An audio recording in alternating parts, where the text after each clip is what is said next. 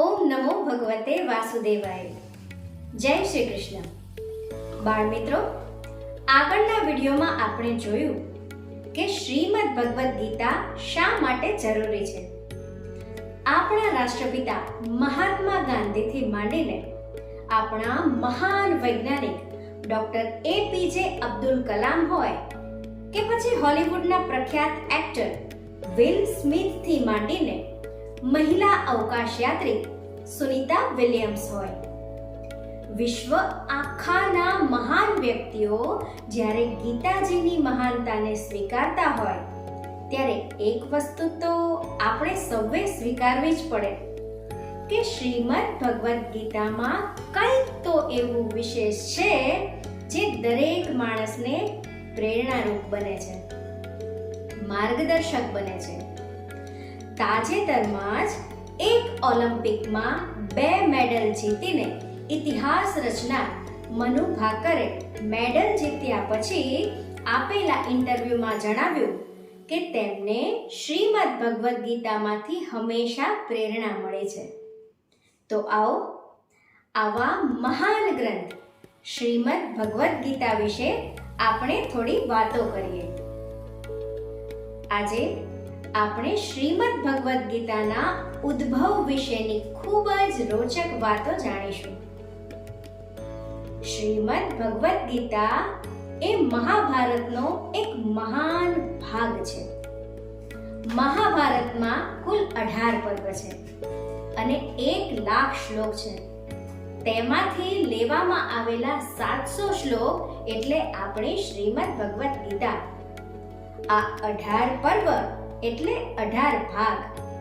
આમ 18 ભાગમાંથી છઠ્ઠો ભાગ એટલે કે છઠ્ઠો પર્વ ભીષ્મ પર્વ. આ ભીષ્મ પર્વમાં રહેલા 700 શ્લોક એટલે આપણી શ્રીમદ ભગવદ્ ગીતા.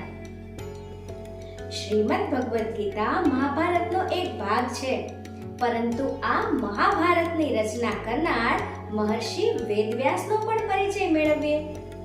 મહર્ષિ વેદવ્યાસ આજથી 5000 વર્ષ પહેલા થઈ ગયા. તેમનું મૂળ નામ કૃષ્ણદ્વૈપાયન હતું. યમુના નદીમાં કૃષ્ણદ્વીપ નામનો એક ટાપુ હતો અને ત્યાં તેમનો જન્મ થયો હોવાથી તેમનું નામ કૃષ્ણદ્વૈપાયન રાખવામાં આવેલું.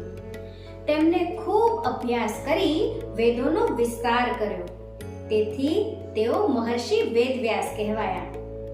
મહર્ષિ વેદવ્યાસ માટે આ સ્તુતિ ખૂબ પ્રચલિત છે. નમો સ્તુતે વ્યાસ વિશાલ બુદ્ધે ફુલ્લાર વિંદાયત પત્ર નેત્ર યેન ત્વયા ભારત તૈલ પૂર્ણઃ પ્રજ્વાલિતો જ્ઞાનમય પ્રદીપઃ. જેનો અર્થ થાય છે કે હે વિશાળ બુદ્ધિવાળા, જેમના નેત્ર કમળની પાંખડી સમાન છે, તેવા વેદોનો વિસ્તાર કરનારા મહર્ષિ વેદવ્યાસજી, આપને હું પ્રણામ કરું છું. આપે ભારત રૂપી તેલથી જ્ઞાનનો દીપક પ્રગટાવ્યો છે.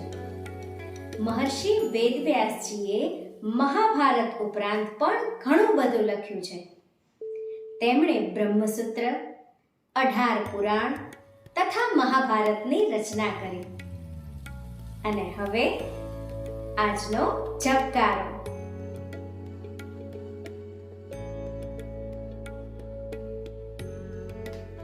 છાંદોગ્ય ઉપનિષદમાં નારદજીએ જેને 5મો વેદ કહ્યો છે એવા પુરાણોની વાત આપણે કરી. આ પુરાણોને 2 વિભાગમાં વહેંચવામાં આવ્યા છે, મહાપુરાણ અને ઉપપુરાણ. મહાપુરાણની સંખ્યા 18 છે અને ઉપપુરાણની સંખ્યા પણ 18 છે. આ મહાપુરાણને યાદ રાખવા માટે એક સરસ મજાનો શ્લોક છે. મદ્વયમ ભદ્વયમ ચૈવ બ્રત્રયમ વ ચતુષ્ટયમ અનાપલિંગ કુસ્કાની પુરાણાની પ્રચક્ષતે. મદ્વયમ એટલે કે મ થી શરૂ થતા 2 પુરાણ, મત્સ્ય પુરાણ, માર્કંડેય પુરાણ. ભદ્વયમ એટલે કે ભ થી શરૂ થતા 2 પુરાણ, ભવિષ્ય પુરાણ અને ભાગવત પુરાણ. બ્રત્રયમ એટલે કે બ્ર થી શરૂ થતા 3 પુરાણ: બ્રહ્મ પુરાણ, બ્રહ્મ વૈવર્ત પુરાણ અને બ્રહ્માંડ પુરાણ. વ ચતુષ્ટયમ એટલે કે વ થી શરૂ થતા 4 પુરાણ: વિષ્ણુ પુરાણ, વામન પુરાણ, વાયુ પુરાણ અને વરાહ પુરાણ. અ થી અગ્નિ પુરાણ. ના થી નારદ પુરાણ. પ એટલે કે પદ્મ પુરાણ. લિંગ એટલે કે લિંગ પુરાણ. અને ગ થી ગરુડ પુરાણ. કુ થી કુર્મ પુરાણ. અને સ્ક થી સ્કંદ પુરાણ.